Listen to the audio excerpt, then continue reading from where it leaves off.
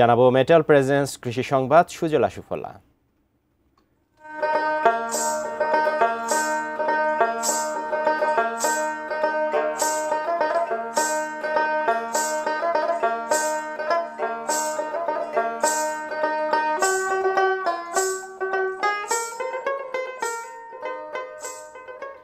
ঈদের টানা 10 দিনের ছুটিতে আম নিয়ে বিপাকে পড়েছেন চাষি ও ব্যবসায়ীরা। তারা আশঙ্কা করছেন মৌসুমের কেনাবেচার শুরুতে এমন লম্বা ছুটির কারণে আম বাণিজ্য হোঁচট খাবে। লোকসানের মুখে পড়তে হবে চাষিদের। চাঁপাইনবাবগঞ্জ প্রতিনিধি মোহাম্মদ নাদিম হোসেনের পাঠানো তথ্য ছবি নিয়ে ডেস্ক রিপোর্ট। প্রতি বছর আমকে ঘিরে চাঙ্গা হয়ে ওঠে চাঁপাইনবাবগঞ্জ জেলার অর্থনীতি। তবে এবছর শুরুতেই হোঁচট খেতে যাচ্ছে আম বাণিজ্য। দীর্ঘ ছুটির কারণে ঢাকা, চট্টগ্রাম, সিলেট সহ বিভিন্ন এলাকায় আম পাঠানো বন্ধ হয়ে গেছে। এতে পরিপক্ক আম নিয়ে বিপাকে পড়েছেন চাষিরা। বলছেন স্থানীয় বাজারে বাধ্য হয়েই কম দামে আম বিক্রি করতে হচ্ছে তাদের।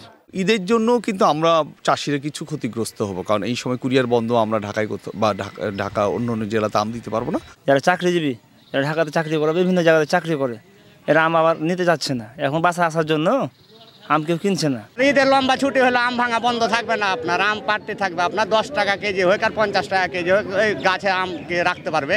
আম বিষয়ক সংগঠনের নেতারা জানান, দীর্ঘ ছুটির মধ্যে যদি সীমিত পরিসরেও ব্যাংক খোলা রাখার ব্যবস্থা করা যায়, তাতে কিছুটা হলেও বেচাকেনা হবে এবং আম চাষিরা লোকসান এড়াতে পারবেন। সরকারের নীতি নির্ধারক যারা আছে তাদের কাছে আবেদন করব যেন চাঁপাইনবাবগঞ্জের জেলার যে এলাকায় আমের বাজারগুলো আছে সেই এলাকার ব্যাংকগুলো যেন খোলা থাকে, একটা বিশেষ ব্যবস্থায় যেন ব্যাংক খোলা রাখা হয়। না হলে কিন্তু যারা আমরা চাষি আছি প্রত্যেকেই কিন্তু আমরা ক্ষতিগ্রস্ত হয়ে যাব।